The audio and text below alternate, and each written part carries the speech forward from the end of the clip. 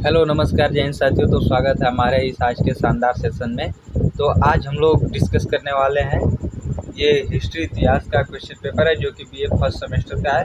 महात्मा गांधी काशी विद्यापीठ के लिए अवेलेबल है। बाकी आप इसे किसी भी यूनिवर्सिटी के लिए आप इसको मॉडल पेपर मानकर यूज कर सकते हैं। मतलब कि इस तरह के प्रश्न पत्र आपको पेपर में देखने को मिल जाते हैं। ठीक है, तो क्वेश्चन पेपर 2024 का है। बाकी इस समय हम लोग डिस्कस कर रहे हैं क्योंकि आपको हर एक प्रकार का क्वेश्चन मिले कि कब किस परीक्षा में किस तरह के क्वेश्चन आए थे, तो आप इसे मॉडल पेपर की तरह यूज कर सकते हैं। तो आइए शुरू करते हैं आज की इस शानदार सेशन को। बाकी अगर आप चैनल को सब्सक्राइब जरूर कीजिए और साथ में बेल आइकन दबाना मत भूलिएगा। और वीडियो अच्छा लगा तो एक लाइक कीजिए, चैनल पर नए तो चैनल को सब्सक्राइब जरूर कीजिएगा। और लास्ट में वीडियो के कमेंट में ज़रूर बताइएगा कि आपको वीडियो कैसा लगा। और इस वीडियो को अपने दोस्त भाई बहन के साथ ज़रूर शेयर कीजिएगा क्योंकि उनको एग्ज़ाम देने में कोई दिक्कत ना हो। तो चलिए आज की वीडियो को हम लोग शुरुआत करते हैं। यहाँ पर आप लोग पूरे पेपर को डिटेल्स को देख सकते हैं कि ये बीए प्रथम सेमेस्टर यानी फर्स्ट सेमेस्टर का एग्जामिनेशन 2024 का है। ये मध्यकालीन एवं आधुनिक इतिहास है, मिडिवल एंड मॉडर्न हिस्ट्री। और ये पेपर है मेन पेपर है, मतलब मेजर पेपर है। इसमें पेपर नेम जो है ancient in the early medieval India, मतलब कि 1206 ईस्वी तक का ये क्वेश्चन पेपर, मतलब उस इतना दिन इतिहास के दिन का ये क्वेश्चन पेपर है। ठीक है, बाकी शुरू करते हैं इस वीडियो के क्वेश्चन पेपर को। बाकी इसमें सभी इंस्ट्रक्शन को देख लेते हैं किस तरह के इसमें इंस्ट्रक्शन दिए जाते हैं। यहाँ पर देखिए आपको बताए गए हैं कि ये 75 मार्क्स का प्रश्न है और इसमें आपको 2 घंटे का समय मिलता है। ठीक है, ये जो पेपर है 75 नंबर का पेपर होता है, इसमें आपको 2 घंटा समय मिलता है लिखने के लिए। बाकी ये पेपर 3 खंडों में बटा होता है, जैसे कि आप लोग यहाँ पर सेक्शन है देख ही सकते हैं। ये अति लघु उत्तरीय प्रश्न होता है। इसमें आपको 5 प्रश्न दिए जाएंगे जिसमें से प्रत्येक प्रश्न के लिए 2 अंक आपको दिए जाएंगे और प्रत्येक प्रश्न का उत्तर जो आपको देना है वो अधिकतम 50 शब्द में दे देना है। ठीक है, उससे थोड़ा बहुत कम बेशी हो सकता है। चलिए तो फिर प्रश्न को देखते हैं किस किस तरह के प्रश्न पूछे जाते हैं एग्जाम में।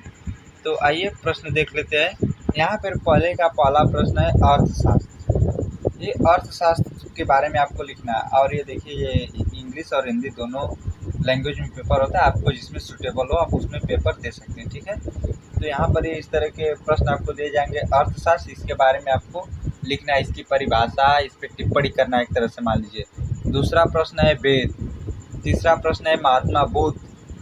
और यहाँ पर आपको चौथा प्रश्न दिख रहा है चंद्रगुप्त प्रथम के ऊपर आपको लिखना है। क्वेश्चन 5 मोहम्मद गौरी के बारे में लिखना है। मोहम्मद गौरी कौन था, कहाँ से आया था, कब आया, कितने युद्ध किए, क्या क्या किया, इसके बारे में सब कुछ लिख सकता है। इसी प्रकार आप चंद्रगुप्त प्रथम के बारे में लिख सकते हैं।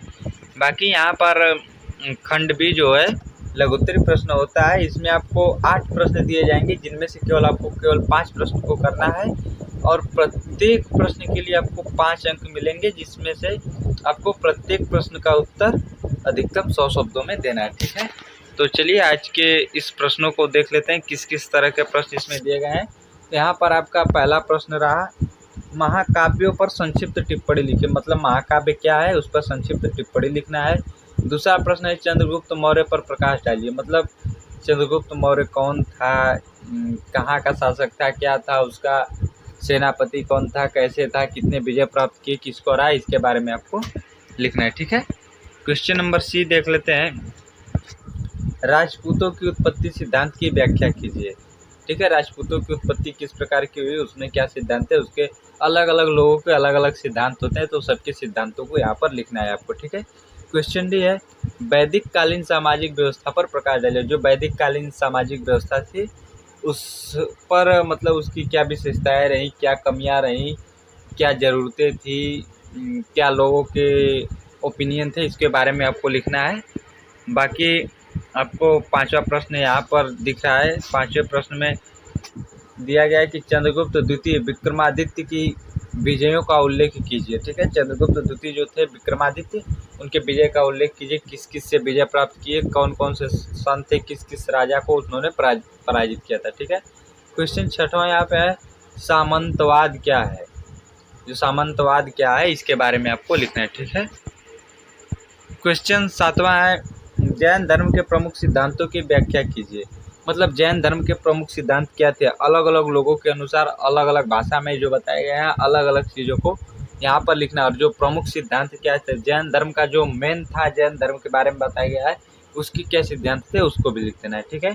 क्वेश्चन 8वां है, महमूद गजनवी कौन था। यही महमूद गजनवी था जो सोमनाथ मंदिर पर 17 बार आक्रमण किया था। तो महमूद गजनवी कौन था, कहाँ से आया था, इसके बारे में आपको फुल डिटेल्स करना है। कितने बार मंदिर को लूटा था, लूट कर कहाँ गया था, क्या किया था, कैसे कैसे किया था, इसके बारे में आप पूरा लिख देंगे, आपको फुल मार्क्स मिल जाएंगे। बाकी अगर आप अभी तक यूनिवर्सिटी एग्जाम में आपका पहला सेमेस्टर है, आप नहीं जानते कि किस प्रकार से आपको प्रश्न पत्र को हल करना है, तो उसकी भी मैंने एक डिटेल्स वीडियो बना दी है।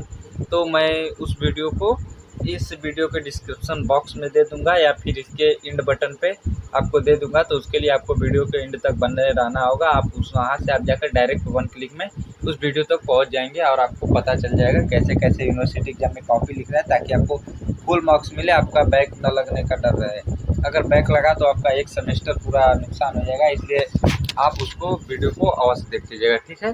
तो यहाँ पर सेक्शन सी वाला पार्ट आ जाता है, जिसमें आपको दीर्घ उत्तरीय प्रश्न दिए जाएंगे, जिसमें से आपको केवल 4 प्रश्न दिए जाएंगे और उसमें से केवल 2 प्रश्नों का, किन्हीं 2 मतलब 4 प्रश्नों में से केवल 2 प्रश्न कर देना है। और प्रत्येक प्रश्न के लिए 20 अंक दिए जाएंगे और प्रत्येक प्रश्न की उत्तर की अधिकतम सीमा 400 शब्द है। ठीक है।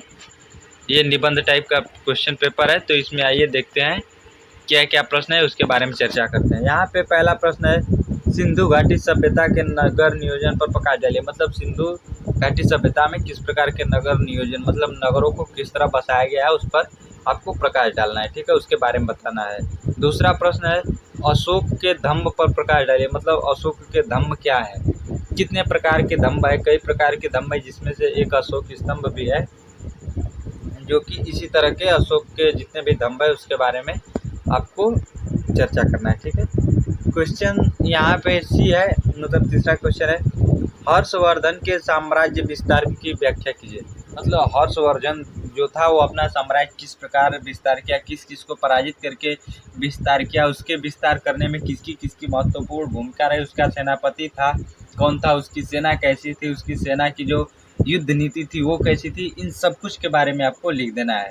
अलग अलग हेडिंग बनाकर 5-6 हेडिंग बनाकर उसको आप लिख दीजिएगा, आपको फुल मार्क्स मिलेंगे।